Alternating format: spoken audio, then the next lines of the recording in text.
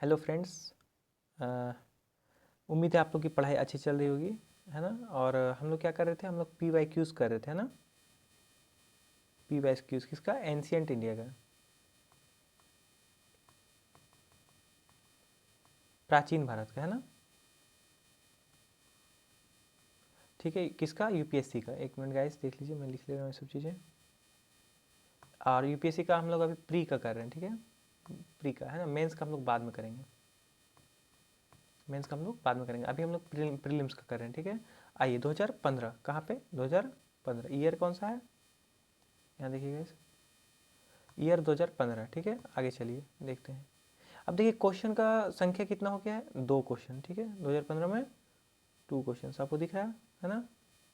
तो अब क्या हो रहा है कि देखिए आप 1995 से कर रहे हैं हम लोग, कितना? 1995 से। आपको क्या करना है? सारे वीडियोस देखने हैं, ठीक है।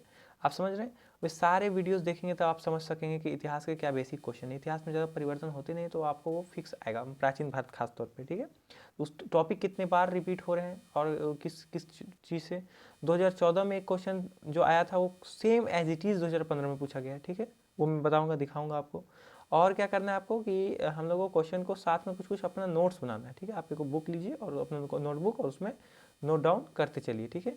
आइए ज़्यादा लंबा करते हैं वीडियो को, सीधा आते हैं क्वेश्चन को। आप कोशिश करिए इसको सॉल्व करने का, ठीक है। 2015 का क्वेश्चन है, बेहतरीन क्वेश्चन है गाइस। देखिए इसको, आप बताइए भारतीय इतिहास के संदर्भ में, ठीक है। आप ये इतिहास के संदर्भ में पढ़िए, क्योंकि क्वेश्चन में ऐसा अलग अलग सेगमेंट नहीं होता ना। आप जब एग्जाम देने जाते हैं तो वो टॉपिक वाइज नहीं होता है, वो मिक्स रहता है, ठीक है।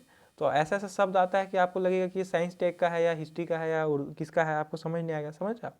तो आप क्या करिएगा कि उसको वहाँ लिख देता है वो कि भारतीय इतिहास के संदर्भ में निम्नलिखित कथनों में से कौन सा या से सामंती व्यवस्था का या के अनिवार्य तत्व थे। तो सामंती व्यवस्था के बारे में अपने प्राचीन भारत में पढ़ते हुए आ रहे हैं हम लोग। सामंती व्यवस्था आपने अगर नहीं पढ़ी है तो आपको क्या क्या करना है, PYQ आप एक बार देख लीजिए पहले, ठीक है।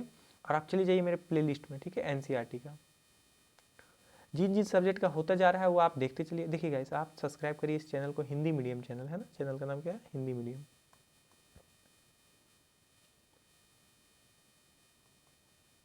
तो हिंदी मीडियम इसलिए रखा गया क्योंकि इन लोगों के साथ जो चीज़ें हुई हैं उनको हम देखते हुए हम लोग क्या कर रहे हैं, अब हम लोग का एनालाइज करने का टाइम आ गया कि हम लोग अब क्यों पीछे हो रहे हैं, उसको हम लोग को रिजल्ट लाना है ज़्यादा से ज़्यादा, ठीक है। क्यों नहीं AIR 1 हम लोग हिंदी मीडियम में ला पा रहे हैं, ठीक है। आप समझ रहे हैं AIR 1 नहीं आ रहा है हम लोग का हिंदी मीडियम में, आपने देखा होगा। तो वो सब चीज़ों को प्रयास करना है, ठीक है। आइए यहाँ देखें, कोशिश करते हैं। इसलिए मैंने PDF हिंदी में ही खोले, ठीक है, इंग्लिश में नहीं। आपको ये बहुत कम मिलते होंगे।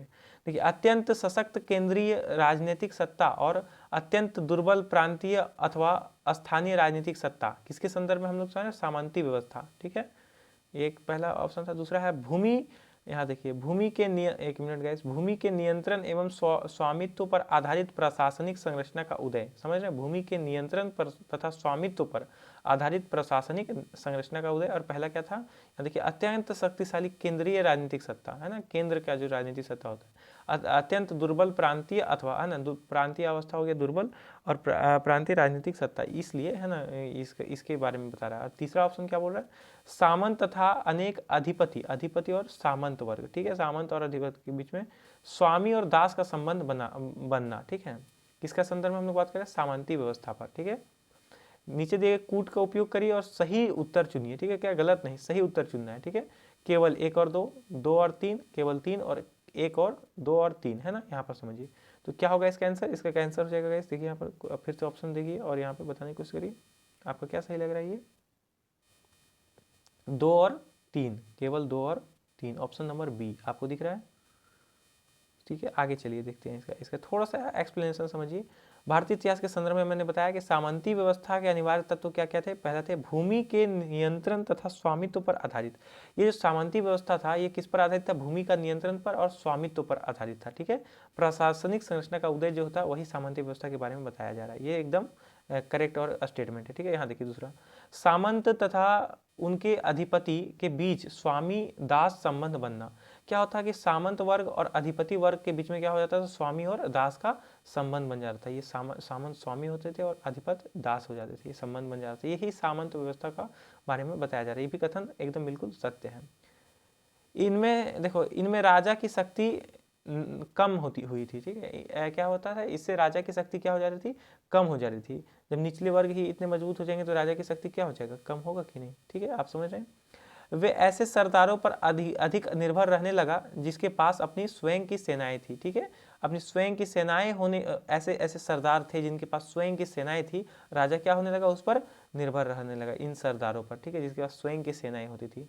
इस प्रकार, यहाँ समझिए थोड़ा सा, इस प्रकार केंद्रीय राजनीतिक सत्ता क्रमशः कमजोर हो गया। क्या हो गया कि जब राजा कमजोर हो जाएगा, वो ऐसे लोगों के पर, यहाँ देखिए, यहाँ पर ऐसे लोगों पर जिसके पास सैनिक रहेंगे, ऐसे सरदारों के पास जिसके पास स्वयं के सैनिक हैं, इस पर अगर निर्भर रहेगा तो केंद्र की राजनीति क्या हो जाएगी, कमजोर हो जाएगी, ठीक है, क्रमशः कमजोर हो गई। तथा प्रांतीय और सत्ता क्या हो गया, प्रांतीय या स्थानीय सत्ता क्या हो गया, उत्तरोर्ध और मजबूत हो गई। मतलब प्रांतीय और स्थानीय मजबूत हुआ और केंद्र क्या हो गया, नीचे हो गया। ये सामंती व्यवस्था के बारे में सही कथन ये है, ठीक है। पूर्व मध्यकालीन भारत में उदय, ठीक है, भू अनुदान प्रथा से जुड़ी हुई, ठीक है, आप समझ रहे हैं। पूर्व मध्यकालीन भारत के उदय के संबंध में है यहाँ पर सामंती व्यवस्था के बारे में, और भू अनुदान प्रथा से जुड़ा हुआ है ये, ठीक है। धार्मिक प्रशासनिक प्रमुखों को भूमि दान में भी दिया गया है। इसको कर, प्रशासन, अन्य शाही अधिकार भी प्रदान थे, ठीक है। तो आप ये समझ गए सामंती व्यवस्था के बारे में।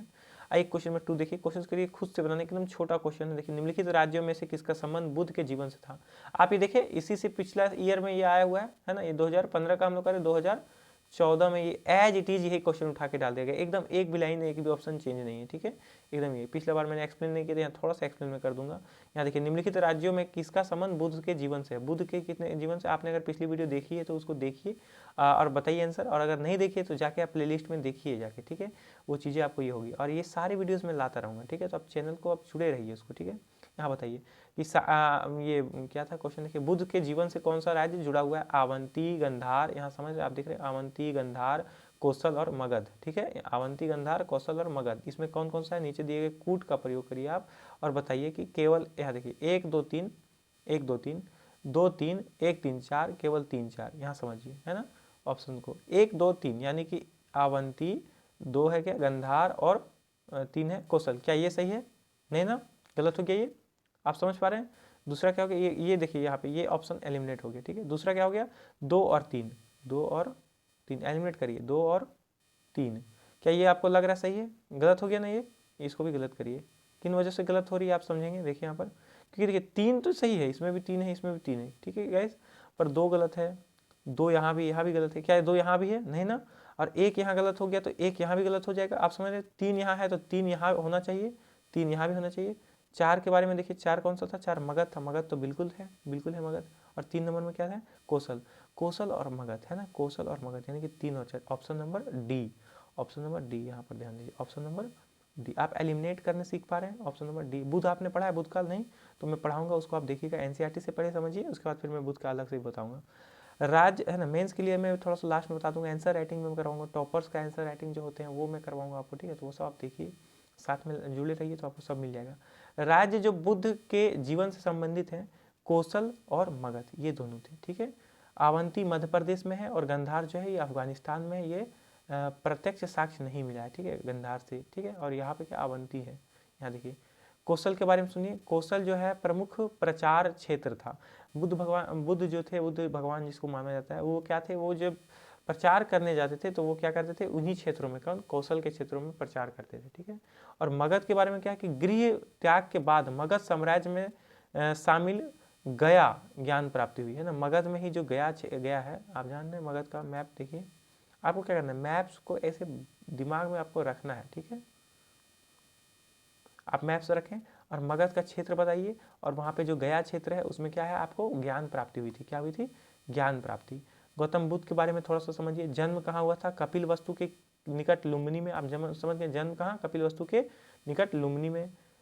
वैशाली के समीप आपका मालकात अलार कलाम नामक सन्यासी जो थे, उनको क्या थे, सांख्य दर्शन के आचार्य जो थे, इन्होंने उनको ज्ञान दिया था। यहाँ देखिए, वैशाली के बाद ज्ञान प्राप्ति हुआ, वैशाली के बाद क्या हो गया, ज्ञान प्राप्ति हो गया। रुद्र, यहाँ इन जो नाम है यहाँ पर, है ना, अलार कलाम, है ना, कलाम, रुद्रक रामपुत्र, है ना, रुद्रक रामपुत्र, नाम धर्मचारी थे जो गृह त्याग के समीप आश्रम में निवास रहे थे। गृह त्याग के बाद क्या हुआ था, आश्रम के समीप रहे थे।